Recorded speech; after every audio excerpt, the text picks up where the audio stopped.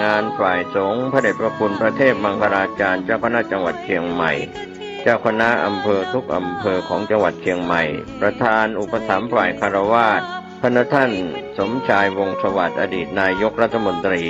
ก็เป็นส่วนงานบุญงานกุศล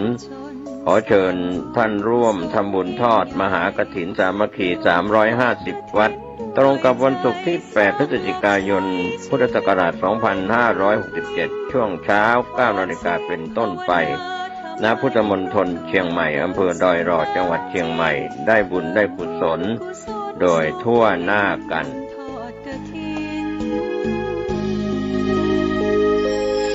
กฐินทานเวลาสร้างมนุษย์สมบัติสวรรค์สมบัติขอเชิญชวนผู้ใจบุญใจกุศลร่วมงานทำบุญทอดกฐินสามัคคีบารมีธรรมประจำปีพุทธศักราช2567ทอดถวายกับพระภิกษุที่จำพรรษาทั่วไตรมาสณวัดชัยสถานป่าเศร้าน้อยตำบลต้นโพธิ์อำเภอดอยสะเก็ดจังหวัดเชียงใหม่ตรงกับวันเสาร์ที่ 9 พฤศจิกายนพุทธศักราช2567เวลา 13:39 นาทีบริวารกฐินในคราวครั้งนี้จะได้นำปัจจัยบูรณะหลังคาวิหารที่คงค้างของวัดชัยสถานป่าเศร้าน้อยให้สำเร็จเสร็จสิ้นต่อไปผู้ใจบุญ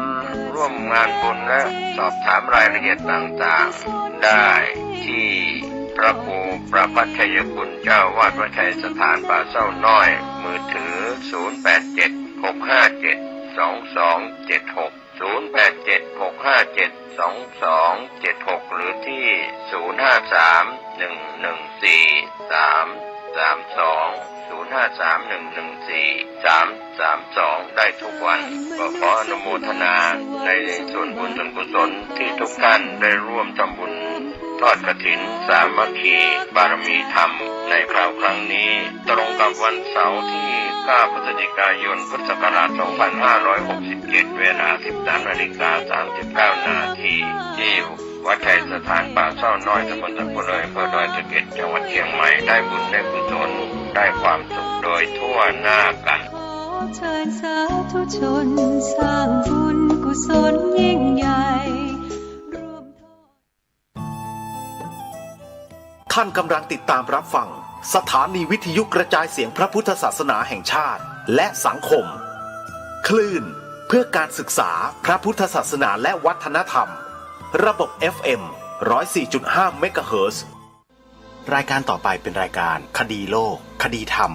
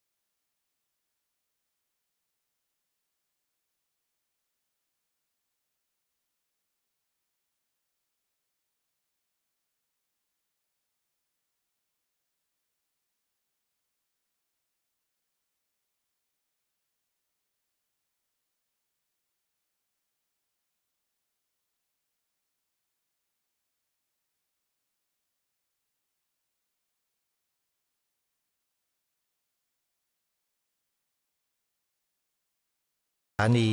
วิทยุพระพุทธศาสนาแห่งชาติคลื่นดังกล่าวนี้สาธุชนทุกท่านสามารถติดตามรับฟังรายการนี้ได้อย่างต่อเนื่องเป็นประจำทุกวันโดยฟังผ่านโทรศัพท์มือถือแต่ท่านต้องดาวน์โหลดแอปพลิเคชันที่ชื่อว่าวิทยุพุทธศาสนาทั่วไทย ให้สำเร็จท่านจะสามารถรับฟังรายการนี้ผ่านทางสถานีวิทยุพระพุทธศาสนาแห่งชาติ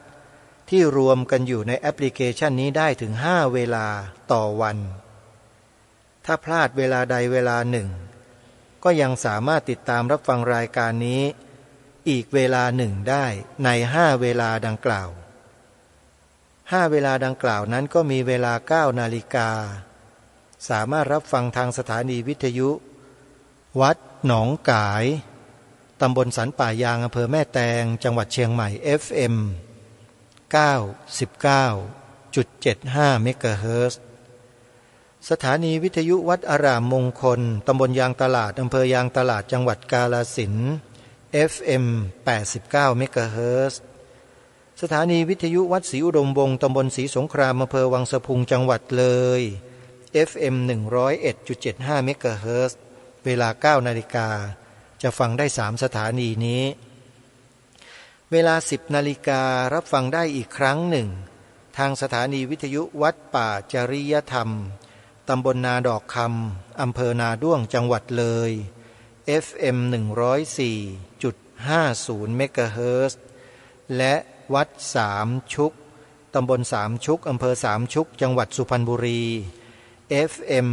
100.25 เมกะเฮิรตซ์2สถานีนี้ออกอากาศรายการคดีโลกธรรมเวลา 10 นาฬิกาต่อจากนั้นเวลา 11 นาฬิการับฟังได้อีกครั้งหนึ่งทางสถานีวิทยุวัดฝายหิน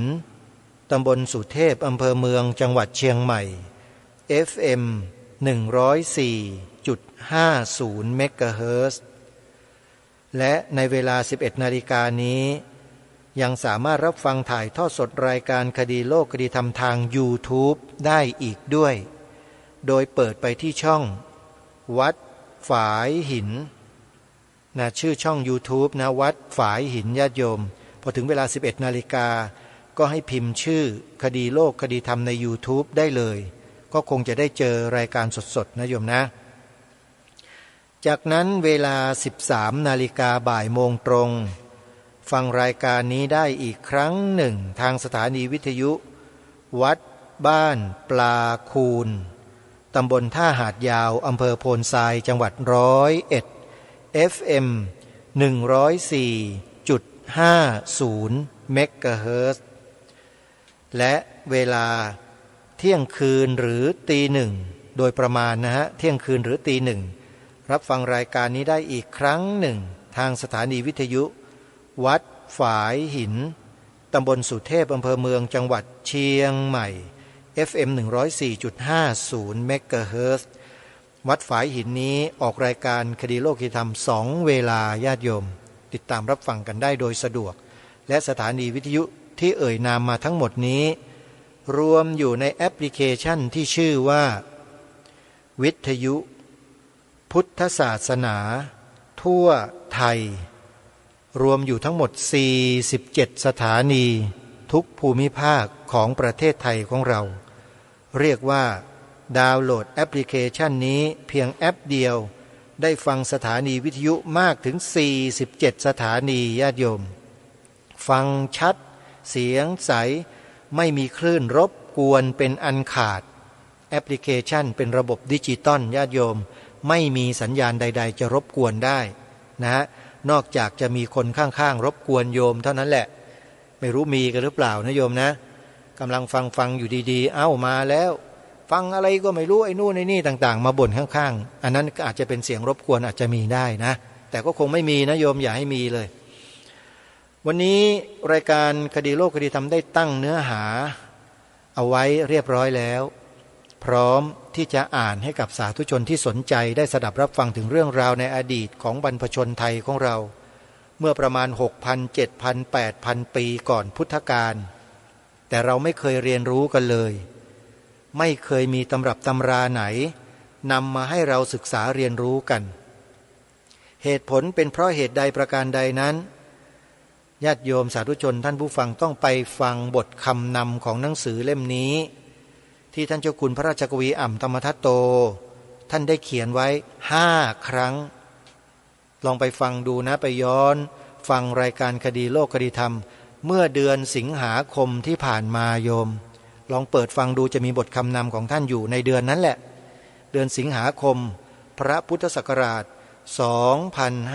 2567รายการคดีโลกคดีธรรมได้นำบทคำนำของหนังสือเล่มนี้เขียนขึ้นโดยท่านเจ้าคุณพระราชกวีอ่ำธรรมทัตโตท่านได้บอกไว้ว่ามีเหตุผลเพราะอะไรอะไรทำไมจึงเป็นอย่างนั้นอย่างนี้อย่างโน้นท่านบอกไว้หมดและท่านได้ถูกรบกวนถูกรังควานด้วยอะไรยังไงบอกไว้หมดเลยโดยเฉพาะในการพิมพ์ครั้งที่สองบทคำนำในครั้งที่สองเนี่ยท่านจะบอกเริ่มบอกชัดเจนครั้งที่หนึ่งยังไม่ค่อยกล้าเขียนเท่าไหร่พอครั้งที่สองพอรู้ว่ามีคนสนใจมากขึ้นแล้วก็ยืนยันว่าเป็นสิ่งที่ดีมากควรเผยแพร่แล้วก็บริจาคเงินพิมพ์หนังสือให้ด้วยท่านก็เลยเปิดเผยแย้มออกมาให้เราได้ยินได้ฟังกันตั้งแต่บทคำนำครั้งที่สองแล้วพอครั้งที่สามครั้งที่สี่ครั้งที่ห้านี่เต็มสูบเลยญาติโยมลองไปฟังเอาเองนะอาตมาไม่พูดให้ฟังเพราะเดี๋ยวโยมรับกันไม่ได้นะฮะเดี๋ยวเรามาเข้าสู่เนื้อหาสาระของรายการวันนี้กันดีกว่าก็ขอเริ่มต้นด้วยข่าวบุญกฐินของวัดสามชุกอำเภอสามชุกจังหวัดสุพรรณบุรีที่จะจัดทอดในวันที่9พฤศจิกายนนี้ญาติโยมใครที่จะร่วมบุญกับทางวัดสามชุกอำเภอสามชุกสุพรรณบุรีอาตมาภาพขอแสดงความยินดีไว้ด้วยเพราะว่าปัจจัยที่ได้จากงานบุญกฐินวัดสามชุกครั้งนี้ท่านหลวงพ่อเจ้าว่าจะนำไปซื้อที่ดินที่ค้างอยู่เนี่ยให้แล้วเสร็จเพื่อนำมาจัดทำเป็นสถานที่ปฏิบัติธรรมตลอดปีตลอดชาติโยมก็จะได้บุญทั้งกลางวันแล้วก็กลางคืนเลยนะโยมนะใครจะร่วมบุญโทรศัพท์เข้าไปทำบุญกับหลวงพ่อโดยตรงนะที่หมายเลขโทรศัพท์089008462นะโยมนะส่วนวัดวารามอื่นๆญาติโยมช่วยทำบุญค่ากระแสไฟฟ้าให้กับสถานีวิทยุของครูบาอาจารย์ของเราโยมฟังอยู่ที่สถานีใดเอ่ยให้โยมทำบุญที่สถานีนั้นโยมทำบุญเข้าไปที่สถานีวิทยุนะโยมจะได้บุญมากๆเลยเพราะสถานีวิทยุ1สถานีนำธรรมะมาเปิด24ชั่วโมงมากมายมหาศาลเลย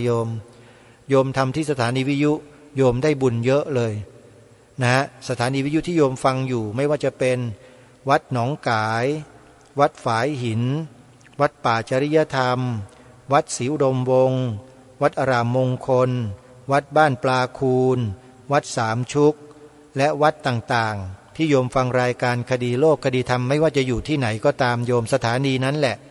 โยมควรทำบุญค่ากระแสไฟฟ้าด้วยนะโยมนะโยมก็จะได้บุญเยอะๆเลยขออนุโมทนาสาธุขออนุโมทนาบุญในหมวดของชอช้างนะซึ่งเป็นญาติธรรมของวัดฝายหินตำบลสุเทพอำเภอเมืองเชียงใหม่ร่วมทำบุญผ่านท่านอาจารย์พระครูสมุวิสุวัตวรกิจโจซื้อเครื่องปั่นไฟถวายสวนป่าสามัคคีธรรมเข้ามาวันนี้หมวดชอช้างก็ประกอบไปด้วยคุณโยมชนาพัฒน์บัพพสิริคุณโยมชาญวุฒิโยธาทูลคุณโยมชัดชมนวันเมฆพยัพคุณโยมช่อทิพย์นิธิประภาคุณโยมชิสนุธรพันธวารีคุณโยมชุตินทรการสูงเนินคุณโยมโชคทวีสุภากิจหมวดซอโซ่ก็มีคุณโยมแม่เสียมจริงแท้ตั้งนะท่านเดียวหมวดนอเนนก็มีคุณโยมนัทสิทธิ์หลงพรหมคุณโยมนิชากรบุญวิภารัตน์หมวดดอเด็กร้อยตำรวจโทเดชจรัสชุมสายณอยุธยาหมวดตอเต่าคุณโยมตรักศาสตร์ฝอยทองครูตุ๋ยพรวันหมวดทอทหารคุณธนันคุณปราณี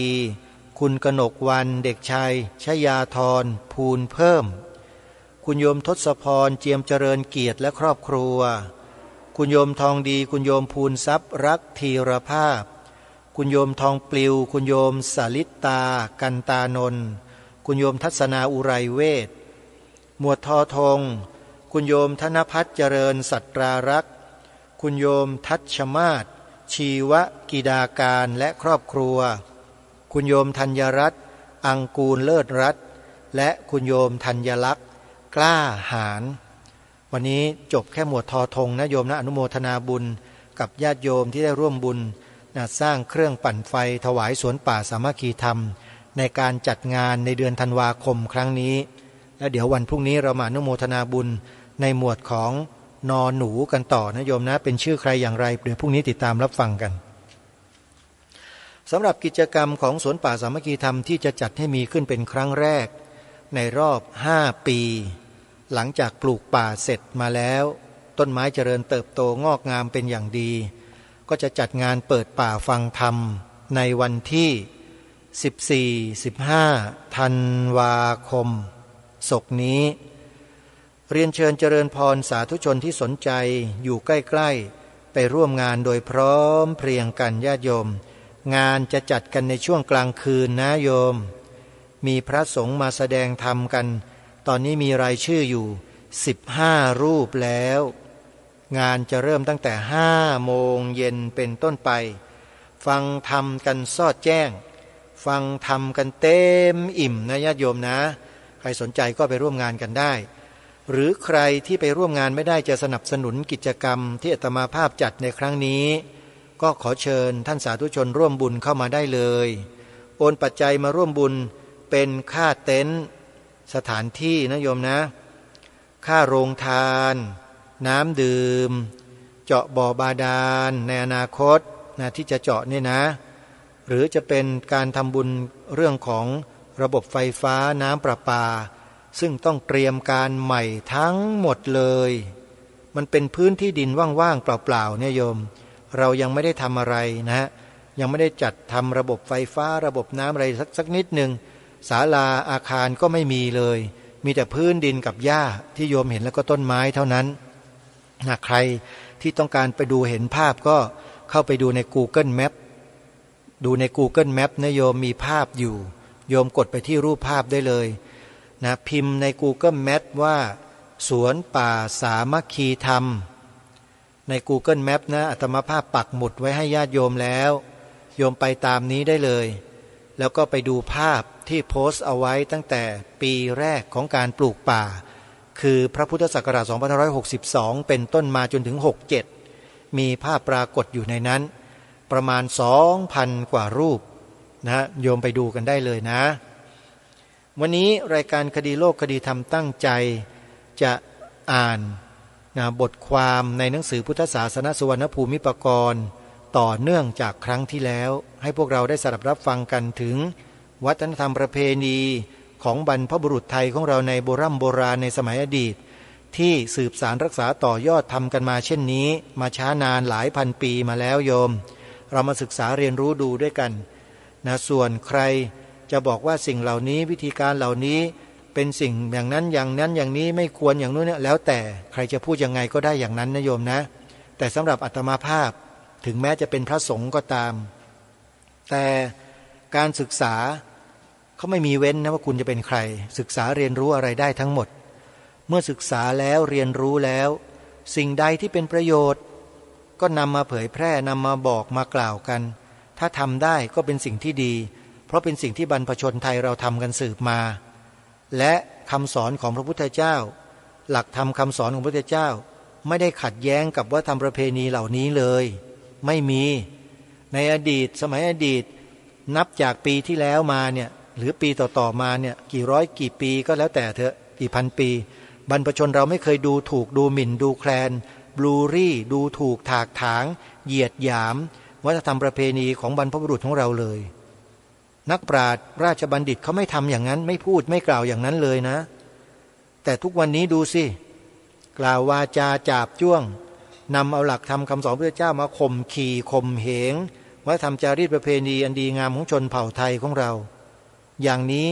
เขาชื่อว่านักเผยแผ่ธรรม หรือเปล่าใช่นักเผยแผ่หรือโยมใช่ไหมฮะนักเผยแผ่ธรรมต้องไม่สร้างบรรยากาศแบบนี้คือสร้างความร้าวฉานความแตกแยกทางความคิดความเห็นทะเลาะเบาะแว้งถกเถียงกันเนี่ยนักปราชญ์ราชบัณฑิตเขาจะไม่สร้างบรรยากาศเหล่านี้ให้เกิดขึ้นในสังคมแต่วันนี้เวลานี้สร้างไหมทำให้เกิดมีขึ้นไหมท่านสาธุชนลองคิดดูว่าบรรยากาศแบบเนี้ยมันควรจะให้เกิดให้มีขึ้นในสังคมของเราหรือไม่เมื่อมันเกิดขึ้นแล้วเนี่ยเราจะทำกันยังไงอันนี้คือสิ่งที่เราจะต้องแสวงหาวิธีการที่แก้ปัญหาเหล่านี้กันทางรายการแนะนำสาธุชนอันดับแรกเลยคือให้ตั้งสติให้มีสัมปชัญญะข้อ2อย่าเพิ่งเชื่ออะไรง่ายๆข้อ3ให้คำนึงถึงจารีตวัฒนธรรมประเพณีของบรรพบุรุษที่สืบสานรักษาต่อยอดมาดีงามแล้วให้ศึกษาเรียนรู้ทำความเข้าใจให้ดีและข้อสุดท้ายศึกษาหลักธรรมคำสอนของพระสัมมาสัมพุทธเจ้าให้ถูกต้องให้ตรงตามหลักคัมภีร์พระไตรปิฎกอรรถกถาดีกาอย่าไปฟังแต่หูอย่างเดียวคนเราเนี่ยร้อยพ่อพันแม่อุปนิสัยใจคอหลากหลายมากมายวิธีการนำเสนอก็แตกต่างกันเยอะแยะไม่ดีเท่ากับคัมภีร์ของพระสัมมาสัมพุทธเจ้าหรอกและถ้าหากเราไม่มีเวลาศึกษาอ่านคัมภีร์ก็ศึกษาจากครูบาอาจารย์ที่ท่านศึกษาคัมภีร์มาเป็นอย่างดีสิอย่างที่ทางรายการเคยแนะนำพวกเราไปแล้วนะวัดท่ามะโอครูบาอาจารย์สายนี้นะวัดหาดใหญ่สิตารามหรือวัดสมเด็จที่หาดใหญ่วัดเขาสนามชัยประจวบคีรีขันธ์วัดจากแดงจังหวัดสมุทรปราการอำเภอพระประแดงของพระอาจารย์เจ้าคุณพระราชวชิรบัณฑิตพระมหาประนอมธรรมลังการโรวัดวิหารธรรมตำบลโสมเยี่ยมอำเภอน้ำสมอุดรธานีพระอาจารย์มหาสมปองมุทิโตวัดไวกูลถารามบ้านผืออุดรธานีนะฮะแล้วก็สายบาลีในกรุงเทพ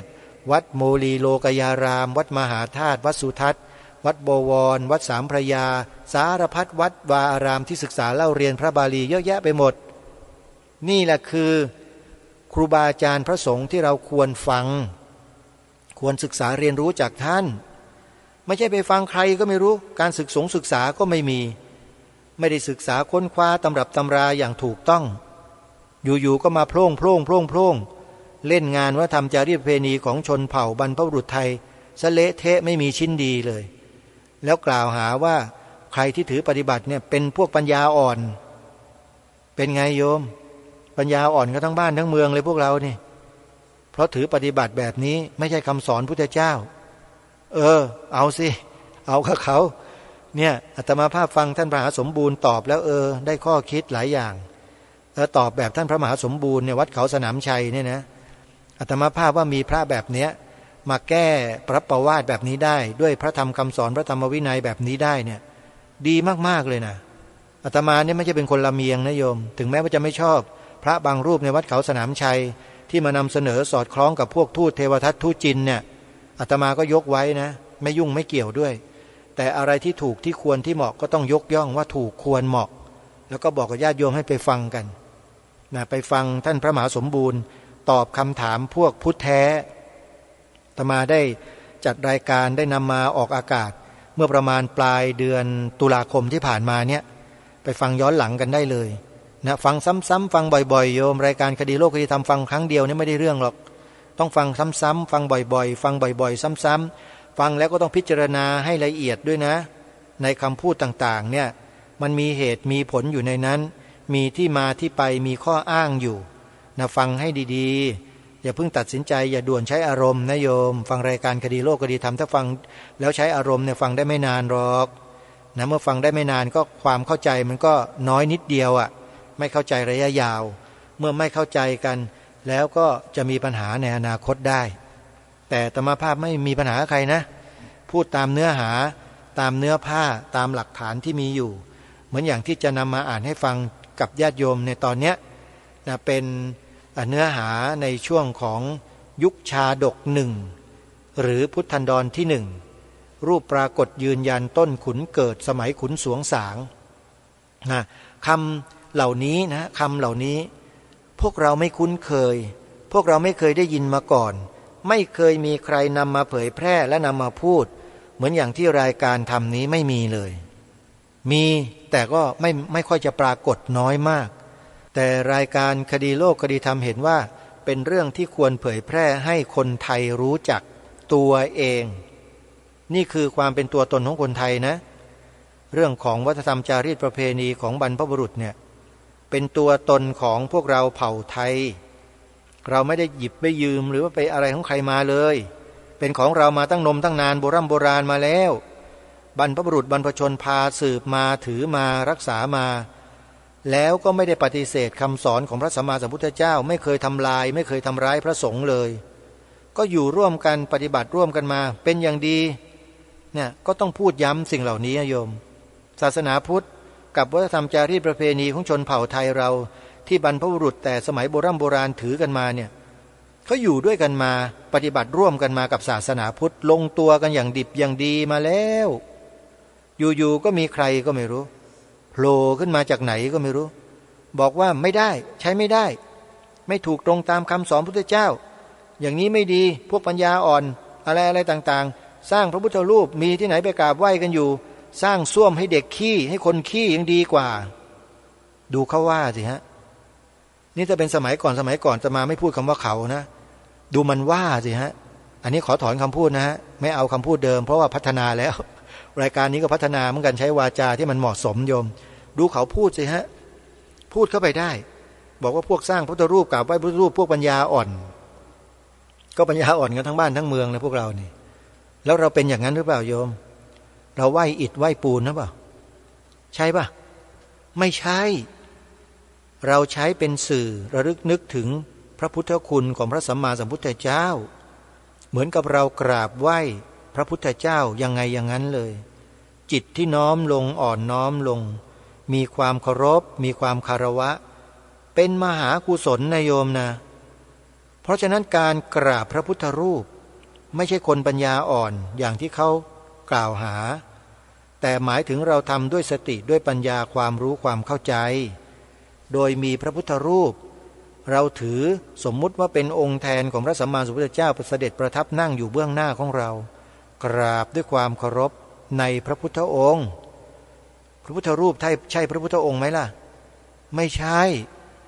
แล้วคนที่กราบไหว้อยู่ไม่รู้หรือว่าไม่ใช่พุทธรูปรู้กันทั้งนั้นแหละเขาก็รู้กันหมดแล้วแล้วทำไมกราบกันอยู่ล่ะก็เรายอมรับนับถือพระสัมมาสัมพุทธเจ้าแล้วถือพระพุทธรูปสมมุติขึ้นเป็นองค์แทนพระองค์ท่านแล้วเราก็น้อมรำลึกถึงคุณของพระพุทธองค์บรรพบุรุษก็พาเราทำกันมาแบบนี้แหละแล้วทำไมถึงมาให้เลิกล่ะแล้วมากล่าวหาพวกเราว่าปัญญาอ่อนทำไมล่ะเราไม่ได้ปัญญาอ่อนอย่างที่คุณเข้าใจนะเรากราบพระพุทธคุณนะเนี่ยไม่ใช่กราบอิฐกราบปูนตามที่คุณเข้าใจคุณนั่นแหละที่มองพระพุทธรูปว่าเป็นเพียงแค่อิฐแค่ปูนแล้วคุณก็ไม่เคารพไม่กราบไหว้มันก็เป็นสิทธิ์ของคุณนี่แล้วคุณทำไมจึงต้องมาชวนพวกเราได้เลิกกราบไหว้ด้วยล่ะมันเป็นสิ่งที่ควรกระทำไหมเล่าคุณนี่ถ้าเกิดเป็นสมัยอดีตนะอาตมาว่ามึงแล้วเนี่ยกูมึงไปแล้วโยมขอถอนนะไม่เอายกเลิกแล้วไม่พูดตรงนั้นยกเว้นแต่มันหลุดไปเฉยๆนะฮะโยมแต่ก็ไม่หลุดแล้วพยายามมีสติสัมปชัญญะฟังญาติโยมเตือนมาก็นำมาระลึกอยู่เสมอต้องขอบคุณขออนุโมทนาบุญกับโยมที่เตือนด้วยนะที่แนะนำให้อาตมาเนี่ยใช้วาจาให้เหมาะก็จะทำให้ดีขึ้นนะโยมไม่ต้องกลัวพัฒนาขึ้นเรื่อยๆญาติโยมสาธุชนทุกท่านถ้าเราไม่ศึกษาสิ่งที่บรรพชนเราทำกันมาเนี่ยแล้วเราไม่ทำความเข้าใจให้เกิดขึ้นให้กระจ่างชัดขอบอกได้เลยว่าวันหนึ่งสิ่งเหล่านี้จะสาบสูญหายไปจากผืนแผ่นดินไทยเกลี้ยงเลยก็ด้วยน้ำมือพวกเรานี่แหละผู้ที่ไม่ประสีประสากันนี่แหละไอ้ที่ไม่ประสีประสาก็เพราะไม่ศึกษาไม่เรียนรู้ไม่ดูไม่ไปเห็นเขาทำหรือไม่ไปทำเองจึงไม่รู้อะไรเลยไงเกิดมาก็สนใจแต่ไอ้หน้าจอสี่เหลี่ยมนี่นะแล้วก็ฟังแต่ไอ้พวกเนี้ยไอ้พวกสายอะไรต่อมีอะไรนี่แหละอาตมาจะไม่พูดคำว่ากระโถนแล้วนะโยมสายอะไรต่ออะไรนี่แหละ ไปฟังพวกนี้อยู่นั่นเนี่ยไม่เคยดูตาม้าตาเรือบ้างเลยสุดท้ายก็ไปหลงเชื่อคนพวกนี้แล้วก็มาทำลายจารีตวัฒนธรรมประเพณีของบรรพบุรุษตนเองโดยที่ไม่รู้เรื่องรู้ราวอะไรเลยรายการนี้จึงต้องออกมาย้ำมาเตือนมาบอกว่าอย่านะอย่ามาทำลายนะถ้าทำลายสิ่งเหล่านี้เท่ากับทำลายชาติตัวเองนะเนี่ยจริงๆทำลายชาติตัวเองนะบรรพบุรุษบรรพชนเราสร้างบ้านแปลงเมืองมาท่านก็ทำพิธีเหล่านี้เพื่อปกปักรักษาผืนแผ่นดินและชนเผ่ามาด้วยบรรพบุรุษดวงวิญญาณของบรรพบุรุษทั้งนั้นที่ปกป้องรักษานี่พระสยามเทวาธิราชที่เมื่อวานนี้ทางรายการได้กล่าวถึงท่านสาธุชนทั้งหลายพระสยามเทวาธิราชคือองค์เทพเทวดาที่ปกปักรักษาคุ้มครองผืนแผ่นดินไทยของเราอยู่แล้วคนที่ปฏิเสธว่าไม่มีปฏิเสธว่าพวกเราทำไม่ถูกต้องเนี่ยหมายความว่าอย่างไรก็หมายความว่าคนเหล่านั้นไม่รู้อะไรเลยไงไม่รู้เรื่องรู้ราวอะไรแล้วก็มาทำลายสิ่งที่บรรพชนบรรพบุรุษเราสืบสารรักษาต่อยอดกันมาโดยวาจาที่กล่าวไปทั่วไปหมดแล้วพวกสื่อทีวีก็เชิญไปพูดมันก็กระจายไปมากมายก่ายกองเยอะแยะไปทำลายความเชื่อความศรัทธาของคนที่มีต่อบรรพบุรุษบรรพชนที่ทำแต่สิ่งที่ดีงามกันมาโดยตลอดนั้นให้หมดสิ้นเสียแล้วดีไหมทำลายสิ่งที่ดีโยมว่าการไหว้การบูชาบรรพบุรุษการอุทิศบุญกุศลให้บรรพบุรุษที่เป็นดวงวิญญาณไปเกิดในภพภูมิอื่นๆเป็นสิ่งที่ดีไหมโยมเป็นสิ่งที่ดีไหมดีเพราะอะไรเพราะเป็นการแสดงความกตัญญูกตเวทีต่อบรรพชนตัวเองไม่ว่าจะเป็นปู่ย่าตาทวดพ่อแม่พี่ป้าน้าอาครูอาจารย์พระเจ้าพระสงฆ์ผู้มีพระคุณต่อตนเองเป็นสิ่งที่ดีฮะนี่แหละเขาเรียกว่าเครื่องหมายของคนดีใช่ไหมฮะเป็นเครื่องหมายของคนดีคือความกตัญญูกตเวทีนี่แหละแล้วเราก็ทำต่อบรรพชนบรรพบุรุษที่รักษาบ้านรักษาเมืองรักษาแผ่นดินให้แก่พวกเราถามว่าไม่ดีตรงไหนมันเสียหายตรงไหนอาตมายังมองไม่เห็นข้อเสียเลยนะการทำแบบเนี้ยการเส้นสวงบูชาดวงวิญญาณบรรพชนบรรพบุรุษหรือแม้แต่เทพเทวาเนี่ยเสียหายตรงไหนไม่ได้เสียหายเลยเอาแล้วทำไมมาดูถูกมาถากถางมาทำลายกันได้ขนาดนี้ปล่อยกันได้ยังไงอย่าปล่อยนะท่านผู้ฟังปล่อยแล้วหมดเลยนะ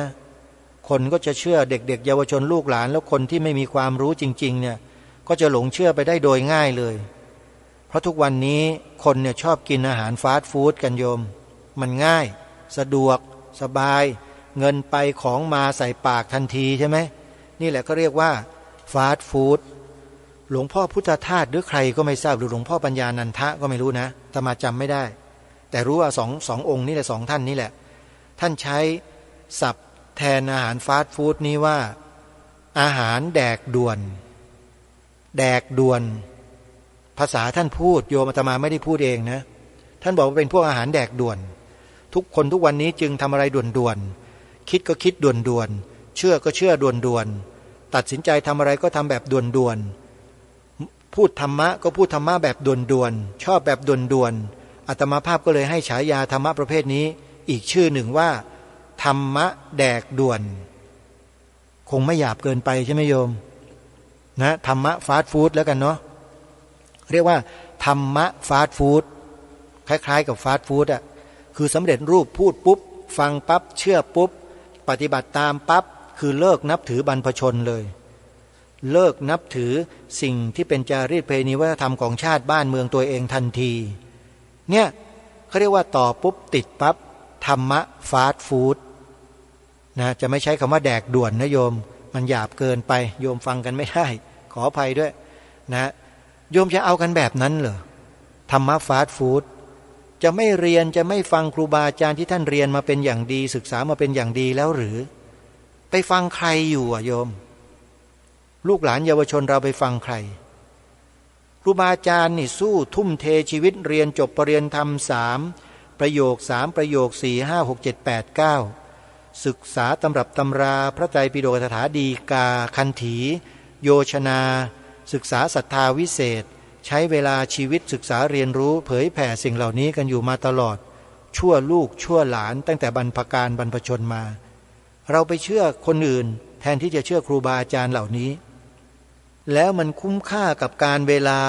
และสิ่งที่ดีงามของบรรพชนที่สูญเสียไปไหมถามหน่อยกับความรู้สึกเพียงแค่ถูกใจประทับใจเรียกว่าสะใจตรงนี้มันคุ้มไหมกับการทำลายจารีตวัฒนธรรมประเพณีของชนเผ่าของบรรพบุรุษบรรพชนไทยของเราเนี่ยมันไม่คุ้มค่ากันเลยนะจริงๆนะท่านผู้ฟังผู้ที่เป็นผู้หลักผู้ใหญ่ผู้ที่มีวุฒิภาวะมีความรู้มาก่อนเนี่ยฟังสิ่งตรงนี้แล้วเนี่ยท่านน่าจะเข้าใจได้ดีกว่าอาตมานะเพราะท่านเป็นผู้ที่เชื่อฟังบรรพบุรุษบรรพชนปู่ย่าตาทวดกันมาแต่ก่อนพอมายุคนี้มาเห็นสิ่งเหล่านี้มาได้ยินสิ่งเหล่านี้แล้วมันก็น่าหดหูนะโยมหดหูใจมากเลยนะพูดถึงบรรพชนบรรพบุรุษแล้วก็นึกถึงคุณโยมท่านหนึ่งขออนุญาตแวะมานิดนึงโยมเดี๋ยวก่อนจะไปศึกษาเรียนรู้ในข้อมูลที่เราจะได้ฟังกันในช่วงต่อไปนึกถึงได้มีคุณโยมท่านหนึ่งบอกว่าเป็นลูกของคุณโยมแม่กุลทนสุจริตกุลอยู่ที่ภูหลวงจังหวัดเลยนี่แหละคุณโยมแม่กุลทนสุจริตกุลเนี่ยท่านเสียชีวิตไปเมื่อเดือนสิงหาคมที่ผ่านมานี่เอง16สิงหาคมพระพุทธศักราช2567มาทราบจากคุณโยมลูกสาวเนี่ยคุณโยมลำพาพันธ์สุจริตกุลนั้นได้ร่วมทำบุญอุทิศบุญให้กับคุณโยมแม่กุลทนสุจริตกุลผ่านสวนป่าสามัคคีธรรมมา3รายการ 1. ตั้งโรงทาน200บาทน้ำดื่ม100บาทขุดบ่อบาดาลอีก200บาทรวมเป็น500บาทขออุทิศบุญให้กับคุณโยมแม่กุลทนสุจริตกุลซึ่งเป็นโยมที่ฟังรายการคดีโลกคดีธรรมมาโดยตลอดเลยโยมคุณโยมแม่คงสั่งไว้ว่าให้ทำบุญกับรายการคดีโลกคดีธรรมด้วยนะช่วยท่านอาจารย์พระครูด้วยอะไรอย่างเนี้ยคุณโยมลำพาพันธ์ก็เลยทำบุญมาแล้วก็อุทิศให้กับคุณโยมแม่กุลทนสุจริตกุลขออนุโมทนาบุญกับโยมลำพาพันธ์ด้วยนะที่ได้ติดตามรับฟังรายการแล้วก็ได้ร่วมทำบุญเข้ามาขอให้อายุมั่นขวัญยืนสุขภาพแข็งแรงตลอดกาลโยมมีสติสัมปชัญญะไม่ตกไปอยู่ในอำนาจของพวกธรรมะฟาสต์ฟู้ดนะโยมนะก็ขอให้เจริญรุ่งเรืองยิ่งขึ้นไปอนุโมทนาสาธุทีนี้มาเข้าสู่เนื้อหาสาระของเราในเวลาที่เหลืออยู่โยมก็เหลือไม่ถึง20นาทีแล้วก็ขออ่านให้สักหน่อยนะยุคชาดกหนึ่งวงเล็บพุทธันดรที่1รูปปรากฏยืนยันต้นขุนเกิดสมัยขุนสวงสางแล้วก็มีภาพ3ชุดให้ปรากฏเห็นอยู่คือมีรูปของตุ๊กตาซึ่งเป็นตุ๊กตาผู้ชายกับตุ๊กตาผู้หญิงนั่งชันเข่ามือข้างหนึ่งก็วางไว้บนเข่าผู้ชายจะวางชันหน่อยผู้หญิงจะวางต่ำลงมานิดนึงมีหน้าอกด้วยนี่คือภาพที่1ภาพที่2เป็นรูปน่าจะเป็นผู้หญิงนะคนเดียวโยมนั่งท่าเทพนมมือขวาวางไว้กับพื้นข้างลำตัวมือซ้ายวางที่หัวเข่าด้านซ้ายมือนะฮะเป็นรูปที่2ภาพที่3ก็คล้ายๆกับภาพที่1นะคล้ายๆภาพที่1แต่ว่าผู้หญิงเนี่ยจะนั่งพับเพียบราบเลยผู้ชายนี่ก็จะนั่งคล้ายๆกับว่าพับเพียบเหมือนกันแต่ว่าขานั้นจะหุบเข้ามามากกว่าเป็นรูปที่รูปที่3ขออภัยแล้วก็มีบทความอธิบายไว้อย่างนี้ว่าขุนสวงและนางสางวงเล็บต้นผีไทยจะเห็นว่าเปลือยวงเล็บปิดคู่ซ้ายขวาทำด้วยทองสำริดได้ที่วัดท่าคอยเพชรบุรีกลางเป็นดินเผาได้จากคูบัวราชบุรีนั่นก็หมายความว่าภาพ2ชุดคือภาพที่1กับภาพที่3เป็นหญิงชายคู่เนี่ยทำจากทองสำริดได้ที่วัดท่าคอยเพชรบุรีส่วนรูปตรงกลางที่มีสตรีท่านเดียวเนี่ยเป็นดินเผาโยมได้จากคูบัวราชบุรีเดี๋ยวมาดูรายละเอียดนะท่านเขียนเอาไว้ว่าอย่างไรท่านบอกว่าจริงอยู่รูปนี้ หล่อทำชั้นหลังมามากแต่คงทำเรียนแบบเก่า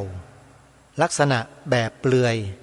ทำมือเท้าเป็นแผ่นๆแม้รูปใหญ่ๆก็เห็นทำเป็นแผ่นๆคล้ายตีนเป็ดซึ่งเป็นเครื่องหมายรู้ว่าขุนสวงขุนนางสางยุคสมัยเมืองสวงอีสานเรียกปู่สังกษาย่าสังกสีมีชื่อว่าสังหรือสางเหมือนกันรูปอย่างนี้พบทั่วไปยืนยันนับถือผีสางเหมือนกันซึ่งเป็นคนสมัยต้นภัททกัปถึงสมัยพระกุกุสันทะสัมมาสัมพุทธะสำหรับผีฟ้าคล้ายอาภัสรเทพพรหมต่างเพียงมีเพศหญิงเท่านั้นอาภัสรพรหมว่ามีแต่เพศชายและรูปเคารพนี้ที่ราชบุรีหมอไทยเอาขึ้นตั้งในพานแก้วทั้งคู่ขุนสวงชื่อว่าพ่อหมอขุนหญิงนางสางเรียกชื่อแม่มดคือหมอมดลูกต่อมาในย่อหน้าต่อมาท่านบอกว่าขุนสวงและนางสางนี้เป็นต้นผีไทยเมื่อมาเป็นมนุษย์ตามที่ปรากฏเรื่องนั้นเป็นต้นคนไทยคือเป็นต้นชายหญิงไทยเมื่อตายไป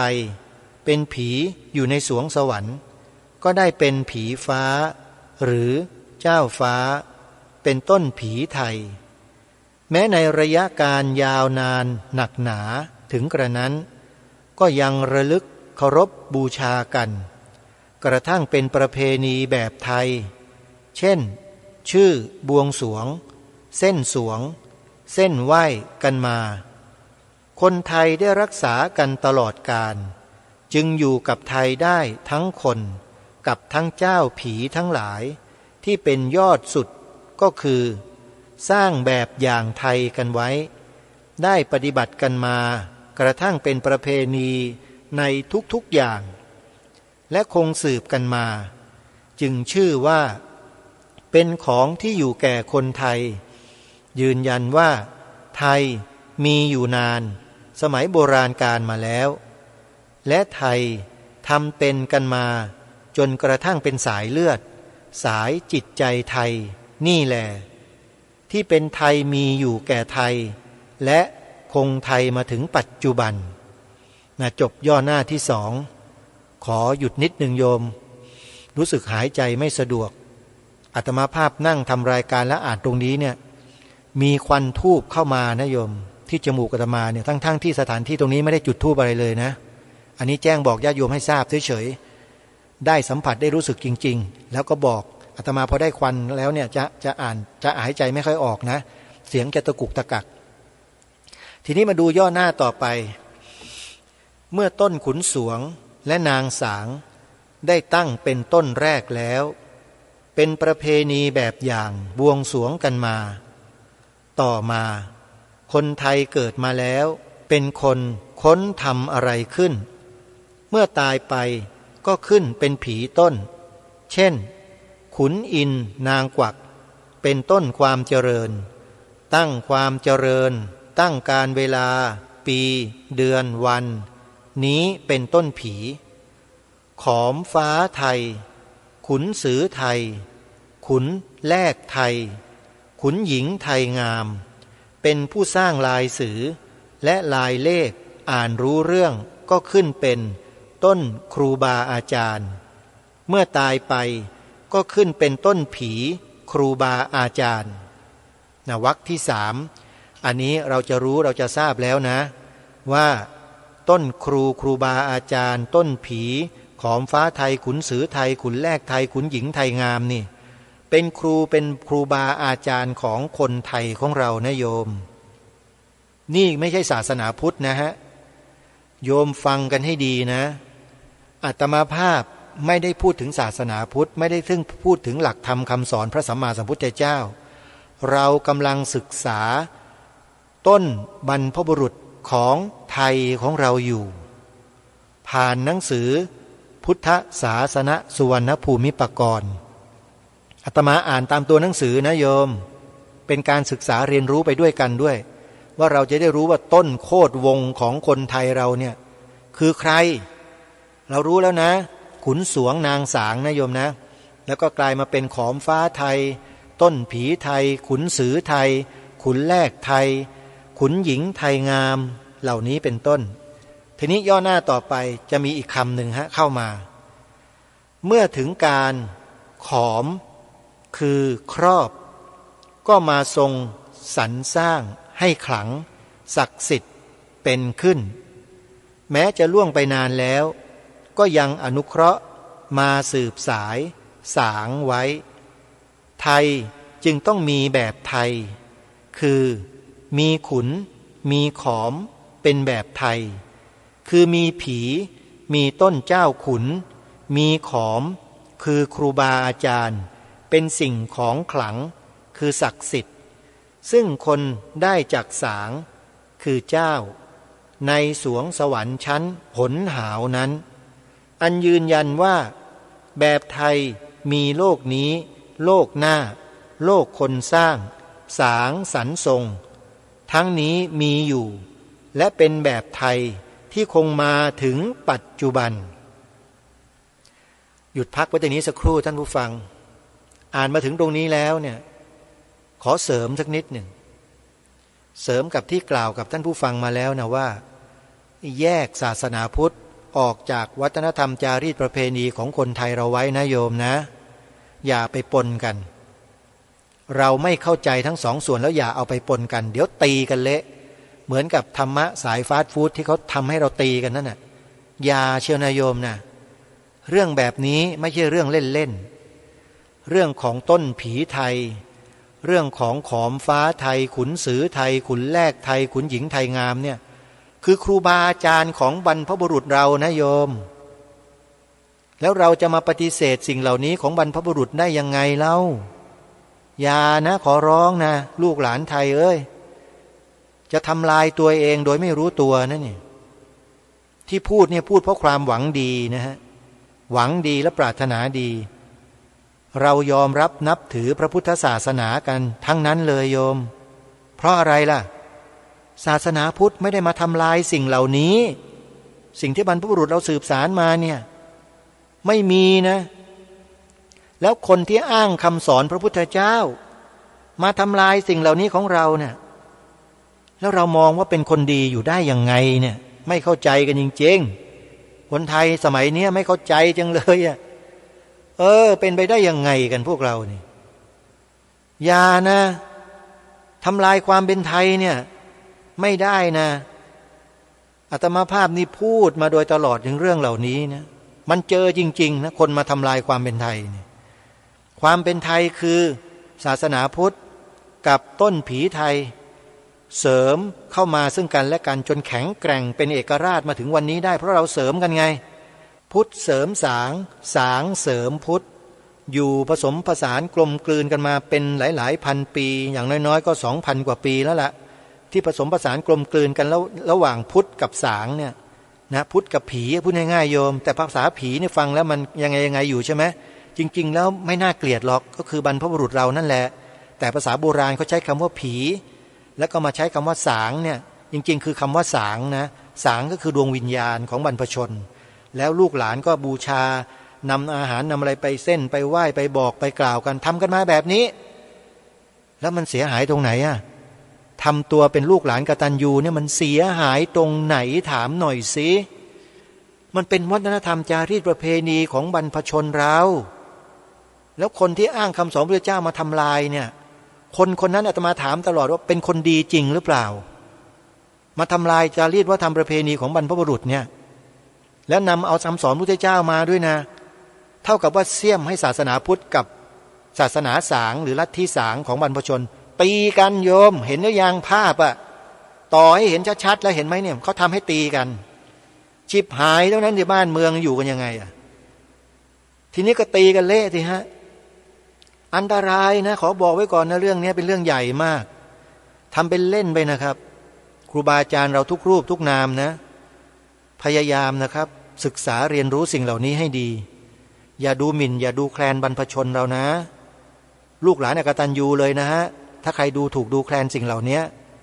แล้วมันมีแล้วไงคนอกตัญญูนะพยายามแล้วไปดึงเอาคำสอนพระพุทธเจ้ามาทำลายด้วยนะเข้าใจเล่นเนี่ยนะยิงปืนนัดเดียวได้นก2 ตัวเลยนะฉลาดเหลือเกินนะแกนะฉลาดจังเลยโยมเห็นภาพหรือยังฮะว่าอะไรจะเกิดขึ้นกับวัฒนธรรมจารีตประเพณีกับความเป็นไทยของเราเขาเสี่ยมให้ทะเลาะกันนะเห็นหรือยังเสี่ยมให้ทะเลาะกันนี่แปลว่าพวกนี้เป็นกลุ่มที่ทำให้สงฆ์แตกแยกในสมัยอดีต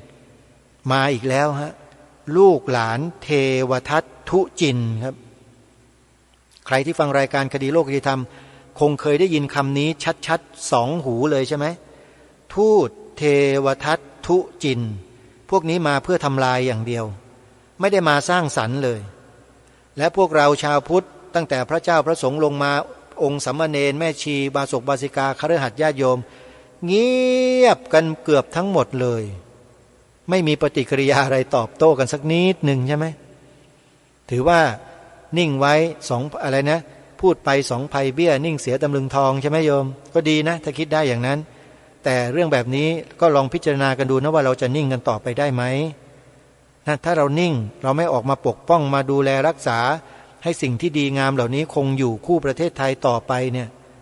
หมดนะครับไม่มีเหลือนะครับและเมื่อรากโคนนั้นแข็งแกร่งเหล่านี้ซึ่งเป็นวัฒนธรรมประเพณีของชนเผ่าชาติไทยของเราถูกทำลายลงเมื่อไหร่ศาสนาพุทธจะไปยืนอยู่ตรงไหนมีที่ยืนไหม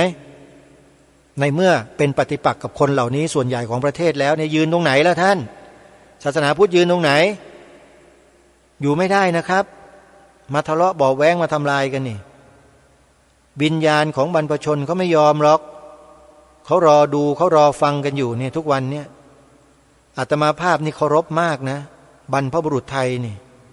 ถือว่าท่านมีบุญคุณต่อหัวเรานี่อย่างมากเลยมาดูถูกดูหมิ่นดูแคลนกันง่ายๆแบบนี้ได้ยังไงเล่ารายการนี้จึงไม่ยอมไงโยมไม่ยอมฮะไม่ยอมคนนะไม่ใช่ไม่ยอมศาสนาไม่ยอมคนที่นำเอาแพะมาชนกับแกะเนี่ยฉลาดเนี่ยจับแพะชนแกะ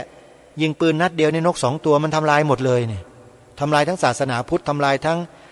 ลัทธิความเชื่อของบรรพชนของเราเนี่ยทำลายเกลี้ยงเลยนะเนี่ยพวกเนี้ยนะจริงๆลองมองให้ไกลๆนะมองไปยาวๆมองไปไกลๆไกลๆอย่ามองแค่วันนี้พรุ่งนี้นะมองไปหลาย10 ปีหลาย100 ปีข้างหน้าดูว่ามันจะเกิดอะไรขึ้นถ้าหากว่าคนไทยเรายังเป็นอย่างนี้กันอยู่เป็นห่วงฮะห่วงจริงๆนะวันนี้มาคุยไปคุยมาพูดไปพูดมาอ่านได้แค่หน้าเดียวเท่านั้นเองโยมเดี๋ยวพรุ่งนี้มาซ้ำใครฟังยังไม่ถนัดเนี่ยพรุ่งนี้มาฟังกันอีกครั้งหนึ่งว่าบรรพบุรุษเรามีที่มาที่ไปอย่างไรแล้วใครคิดจะทำลายสิ่งเหล่านี้ของชนเผ่าไทยของเรามองเห็นภาพชัดเลยเดี๋ยวพรุ่งนี้มาพบกันต่อนะวันนี้เวลาของรายการหมดท่านผู้ฟังต้องขอสมมุติยุติรายการไว้เพียงเท่านี้ก่อนพบกับรายการได้ใหม่ในวันต่อไปขอความสุขสวัสดีในธรรมแห่งองค์สมเด็จพระบรมศาสดาสัมมาสัมพุทธเจ้าจงปรากฏเกิดมีขึ้นในจิตใจของท่านผู้ฟังทุกท่านทุกคนเทอญ